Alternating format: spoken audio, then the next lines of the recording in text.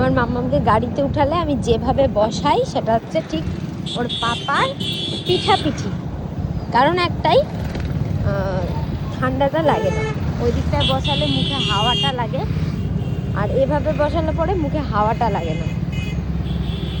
যার জন্য আমি আমার কোলের ওপর ওকে বসিয়ে নিই, আর ও সুন্দর মজা নিতে নিতে যায়। আমার মামাম তো ভীষণ ভালোবাসে ঘুরু করতে। সে প্রত্যেকটা বাচ্চাই ঘুরতে পেলে আর কি চায়, খুব মজা। ঘোরা মানেই মজা, বাচ্চাদের কাছে বড়দের কাছে সব জায়গা।